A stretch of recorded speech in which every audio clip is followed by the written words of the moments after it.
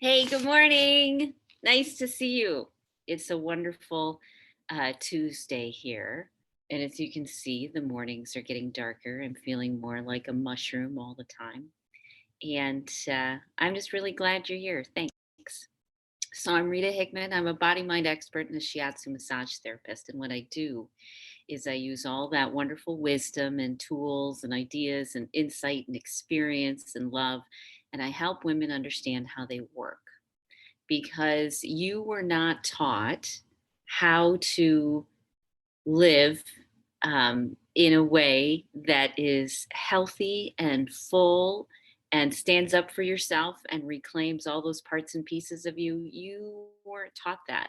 You either weren't taught because you grew up with a narcissist, or you weren't taught because that's how a lot of women were taught. We were taught that we were best if we kept ourselves minimized or small, if we didn't have a voice. And even if we learned the lesson that we need to stand up for ourselves, we still get caught in these triggers and relationships and situations. And you kind of look around and you say, hey, I worked through all this stuff. I'm a really smart, strong, amazing, wonderful, funny, interesting woman. How did I end up here, where I'm in this situation, which is so destructive? How did I end up here feeling so victimized when I thought I'd walked away from this? So you've probably found yourself in a situation where you're wondering how you ended up with only a very small amount of what you dreamed of when you were small, of when you were a little girl. So today we're going to be talking about the topic of no contact. So, if you're in a relationship with a narcissist, hopefully you've decided by now whether you're going to stay or whether you're going to consider other options. Everybody gets to choose something different. Some women, it's they've put up with enough, they're ready to move on. Other women, for whatever reasons, they stay in the relationship because there's enough benefits. So you get to decide from the very beginning whether, and you can be undecided whether you're ready to leave, whether you're ready to stay, whether you're ready to figure things out, whether you're just curious and you want to see how other people handle this. How did you land where you're at? And one of the tools that's important to be aware of is something called no contact. So perhaps you've heard of no contact before. No contact is literally no contact. Now, for someone like me, to abandon someone or betray someone in such a strong emotional way, for me, that took decades for me to recognize that not everybody was a little girl who was traumatized. Not everybody is broken in the same ways that I struggled or have the same lessons to learn that I do. And so one of the blocks that got in my way was I never wanted to be that person. I never wanted to be a person that would hurt someone by doing something like no contact, like nothing, like no response. To me, that would push every single abandonment button that I had. And I would never want to be that way with people. So I want you to rethink about this just a little bit. You know, People are narcissists because they're very, very focused on their own needs. They're going to make sure that they're going to get their needs met no matter what, period, end of story, because that is how they are wired and designed. They are in such a place of fear or mental health or old issues that at the end of the day, they're going to make sure that their needs get met, period. And so on the good stages of a relationship, when they want to make sure they get their needs get met, and you make sure they get their needs met, then things go relatively smoothly. But it's when you start to have the want something that's reciprocal, that you start to want more. You want to start to get your needs met. And so you start to step out a little bit. You start to say things. And you've probably discovered that that's when the ugliest sides of narcissists really come out.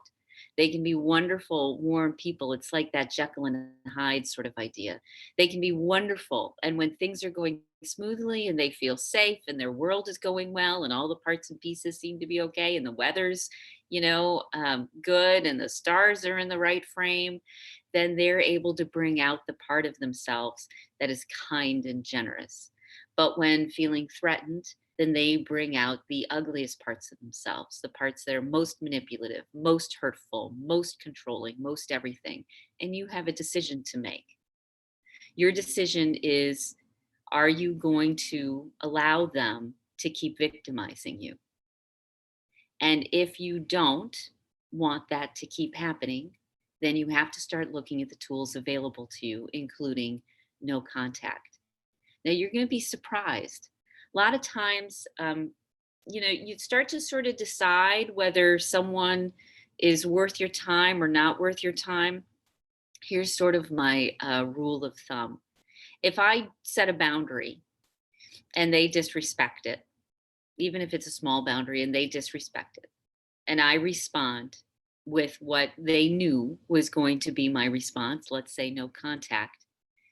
At the very beginning, the first few times, there's going to be some craziness. They're going to show up, the scared little insecure, crazy sort of person that they can be. They're going to show up that way because they don't know what's going on.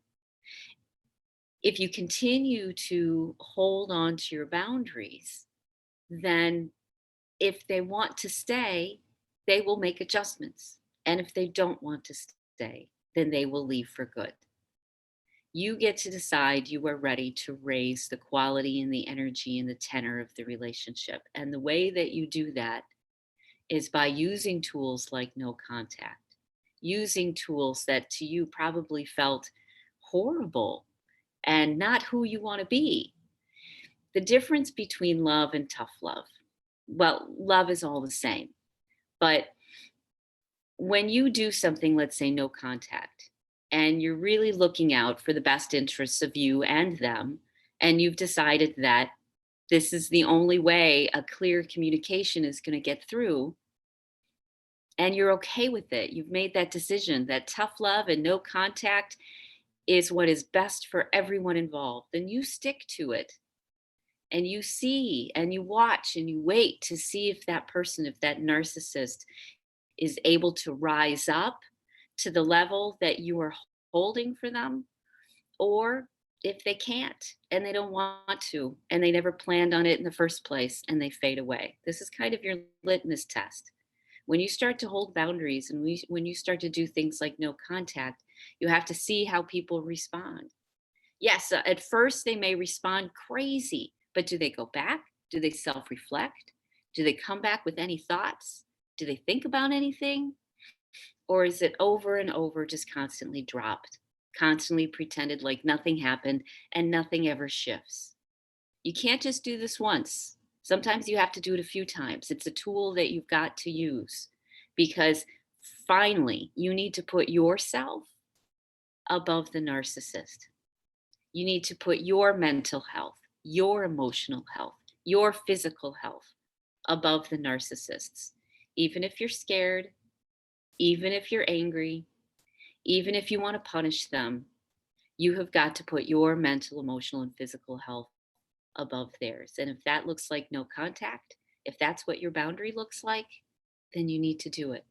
Because things won't change because a narcissist suddenly finds God or gets nice or decides to be somebody different.